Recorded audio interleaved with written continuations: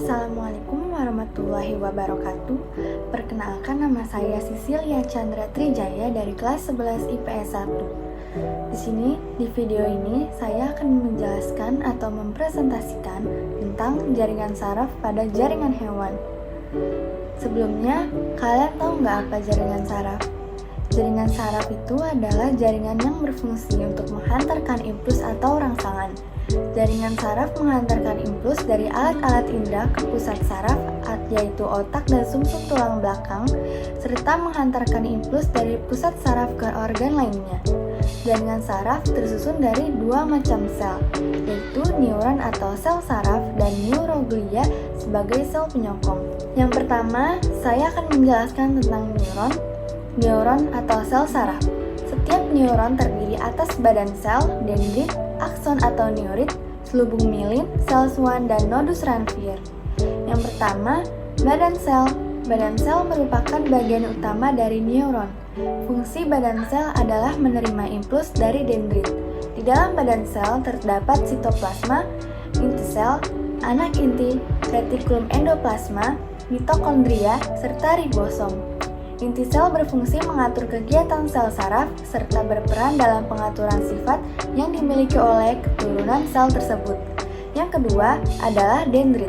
Dendrit adalah cabang badan sel yang pendek. Dendrit berfungsi untuk menghantarkan impuls dari neuron sebelumnya ke badan sel. Dendrit yang ada di saraf manusia bisa tumbuh dan bisa tercabut dari badan sel saraf pusat. Saraf pusat tersusun dari neuron-neuron yang memiliki banyak dendrit. Yang ketiga ada akson atau neurit. Akson atau neurit adalah cabang badan sel yang panjang dan berfungsi untuk menghantarkan impuls dari badan sel menuju ke neuron berikutnya. Pada akson terdapat benang-benang halus yang disebut neurofibril. Akson berbentuk silindris dengan bagian ujung terminal bercabang-cabang. Yang keempat adalah selubung mielin. Selubung mielin adalah selubung lemak yang membungkus akson. Fungsi selubung mielin adalah sebagai pelindung bagi neurit agar tidak mengalami kerusakan. Selain itu, selubung mielin juga mencegah terjadinya kebocoran rangsangan dan mempercepat jalannya impuls yang melewati akson. Yang kelima ada sel Schwann. Sel Schwann adalah sel-sel yang membungkus dan membentuk selubung mielin. Fungsi sel Schwann adalah mempercepat pergerakan impuls, membantu menyediakan makanan untuk akson, dan juga membantu akson melakukan regenerasi. Yang keenam ada nodus Ranvier. Nodus Ranvier adalah lekukan-lekukan di antara segmen selubung mielin atau bagian dari akson yang tidak tertutup selubung mielin. Fungsi utama dari nodus Ranvier adalah sebagai batu loncatan untuk mempercepat pergerakan impuls ke otak maupun sebaliknya. Nodus Ranvier memungkinkan impuls bisa loncat dari satu nodus ke nodus lainnya sehingga rangsangan lebih cepat sampai tujuan. Berikut ini adalah gambar struktur neuron. Dalam struktur neuron ada badan sel, dendrit, akson, sel Schwann, selubung mielin, nodus Ranvier, dan akson terminal. Berdasarkan percabangan pada badan selnya, neuron dibagi menjadi 3 tipe, yaitu neuron unipolar, neuron bipolar, dan neuron multipolar. Yang pertama, neuron unipolar adalah neuron yang badan selnya hanya bercabang satu. Contohnya, neuron pada hewan tingkat rendah.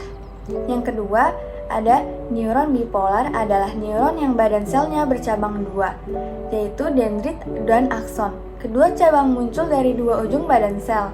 Contohnya, neuron pada retina atau mata, epitel olfaktori hidung. Yang ketiga ada neuron multipolar. Neuron multipolar adalah neuron yang badan selnya memiliki banyak dendrit dan satu akson. Dendrit merupakan cabang yang pendek-pendek, sedangkan akson merupakan cabang yang panjang. Contohnya neuron motorik yang keluar dari sumsum tulang belakang. Lalu berdasarkan fungsinya, neuron dibagi menjadi 3 tipe, yaitu neuron sensorik, neuron motorik, dan juga neuron konektor. Yang pertama ada neuron sensorik atau neuron aferen.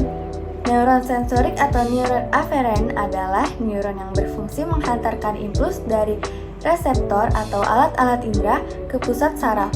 Neuron sensorik memiliki dendrit yang panjang dan akson yang pendek. Neuron sensorik disebut juga neuron indera.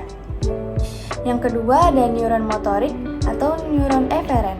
Neuron motorik atau neuron eferen adalah neuron yang berfungsi menghantarkan impuls dari pusat saraf ke efektor atau otot. Neuron motorik memiliki dendrit yang pendek dan akson yang panjang. Neuron motorik disebut juga neuron penggerak. Yang ketiga ada neuron konektor atau interneuron.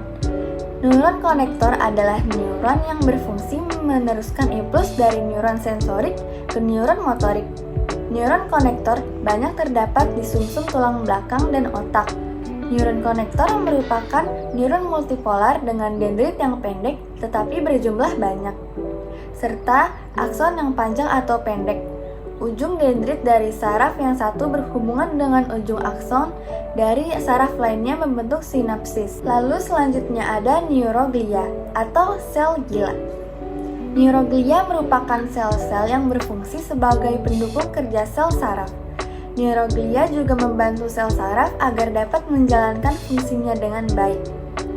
Neuroglia terdapat pada sistem saraf pusat maupun sistem saraf tepi dengan jumlah yang mencapai setengah dari jumlah neuron.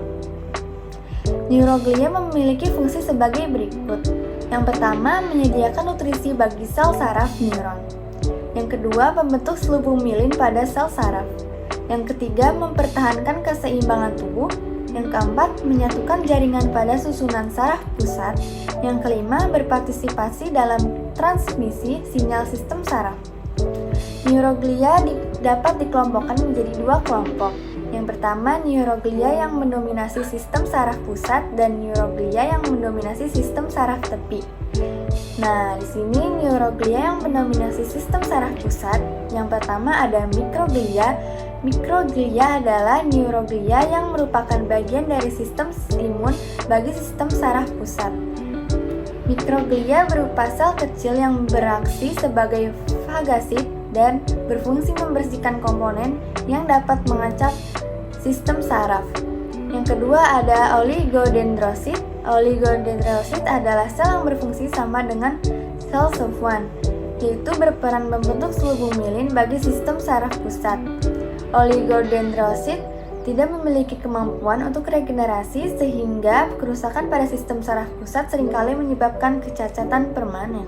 Yang ketiga ada astrosit.